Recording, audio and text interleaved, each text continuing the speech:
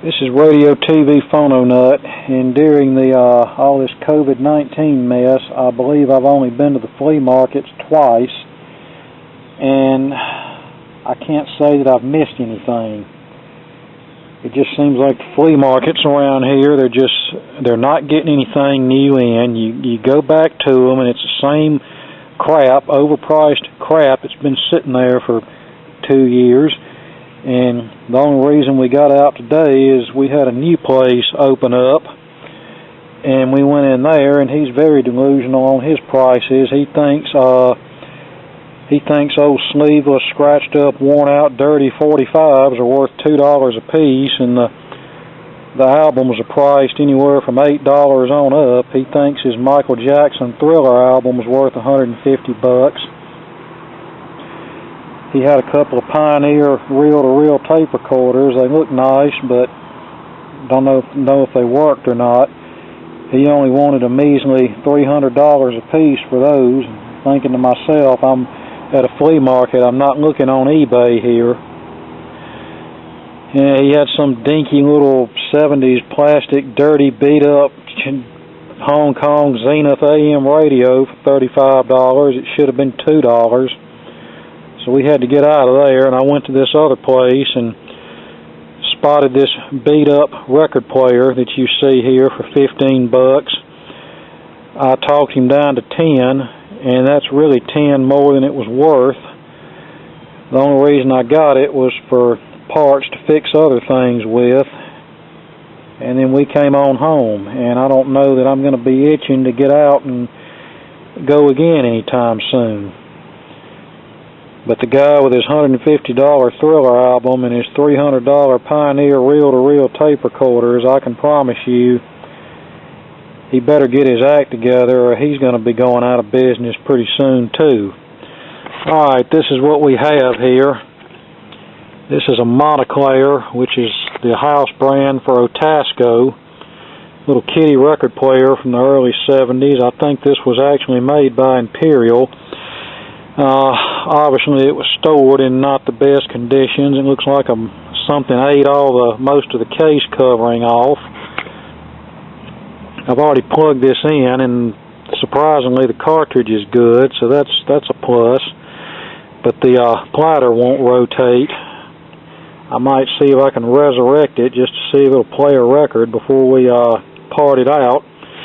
Came with a few records, a cracked copy of Tragedy by the Bee Gees, a cracked copy of Staying Alive by the Bee Gees, the Kinks, Wish I Could Fly Like Superman. It might actually be playable, I don't know. And some of these little golden kitty 78s that look like they've definitely seen better days.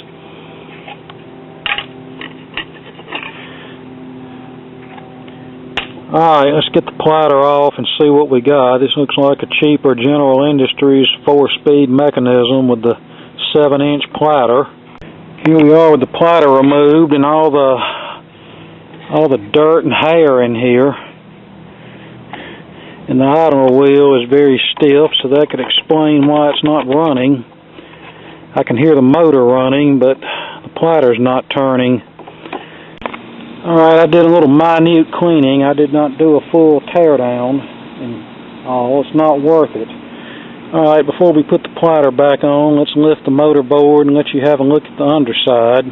Typical AC motor, 4-inch speaker, little solid state amplifier there, so on that note alone, this is already better than a modern day Crosley. But yeah, I can tell by the underside that this is just an Imperial Party Time record player that was rebadged for Otasco. And to my knowledge, Imperial was the last one to make a tube-type kitty record player. I've seen one as recent as 70 or 71. This one was made, the motor's date-coded late 71, so this was probably made early 72, so this must have been when they transitioned to solid state, but the 1970 model was still a tube type. In fact, I used to have one, but it was kind of beat up like so many of these are, and I got rid of it. If I could find a nice example of one, I'd probably hang on to it because of it being a last gasp tube model. Alright, let's put this all back together and go fire it up and see if it'll play a record now. Okay, we're turning now.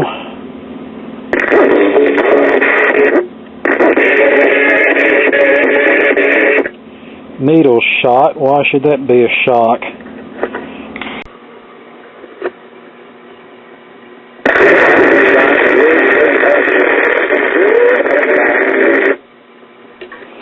Let me go see if I can dig up a needle somewhere. Okay, I swiped a needle off of a dead cartridge. I think it may still be okay. Let's see. Be sure to write it, and then go ahead. It's up to you. What David Crockett said, it's up to you. What David Crockett said. David Crockett had the plow, he had a stubborn mule. David Crockett had the plow, he had a stubborn mule.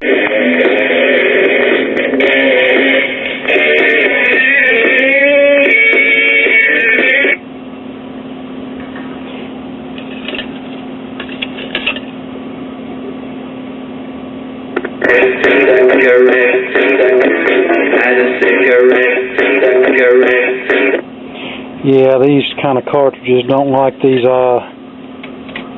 bass-heavy rock and roll records. They were made for kiddie records, and that's about it.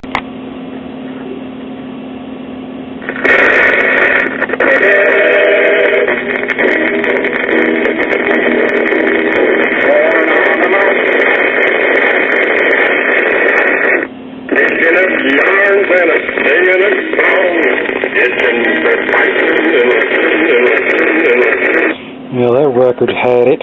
It's been a long, long time. Yeah, it sounds pretty good for what it is. Now, yes, I can detect a little wow and flutter. That's because this drive mechanism needs a proper tear down and cleaning and lubricating, and probably a new idler wheel too. But is this thing worth it? I really don't think so. Like I said, this was just a video to have a little fun, to see if the beat up, tattered, and torn record player could easily be resurrected. And as we saw, it could easily be resurrected. And even though this thing's had such a hard life, you saw how easy it was to bring it back, and it's still a better machine than a current Crosley Cruiser.